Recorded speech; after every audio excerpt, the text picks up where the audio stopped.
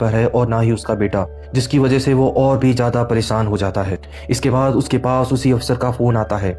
वह जॉब के बारे में बात करने के लिए उसे अपने सेक्रेटरी का नंबर नोट कराता है। अगले दिन हमें दिखाया जाता है कि क्रिस को रास्ते में उसकी वाइफ मिलती है, जो कि क्रिस पर बहुत ज्यादा नाराज होती है और उससे बात करना नहीं चाहती। वो कहती है कि वह उसके साथ खुश नहीं है, वह उससे अलग होना चाहती है। यह सुनकर क्रिस खामोश हो जाता है और कहता है ठीक है, लेकिन मेरा बेटा मेरे साथ ही रहेगा। और इसके बाद वो अपने बेटे को अपने घर ले आता है।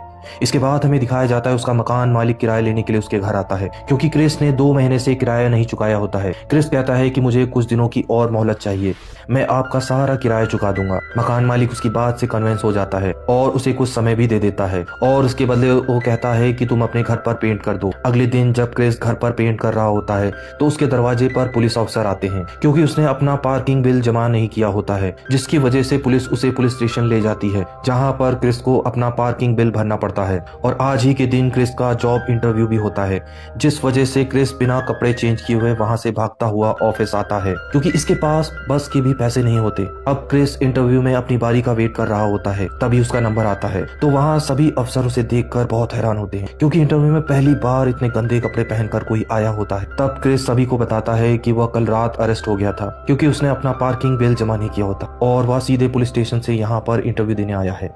अब इंटरव्यू में सभी ऑफिसर क्रिस की बातों से इम्प्रेस नहीं होते। क्रिस लगभग इंटरव्यू में फेल हो जाता है, लेकिन इससे पहले कि अफसर उसे कोई फैसला सुनाते, क्रिस बोलता है मुझे कुछ कहना है।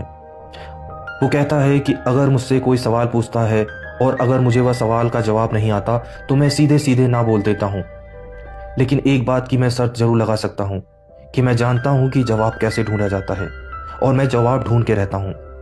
इस बात से वहाँ पर सभी लोग इम्प्रेस हो जाते हैं और उसे सेलेक्ट कर लेते हैं, लेकिन क्रिस बोलता है कि मैं सोचकर बताऊंगा।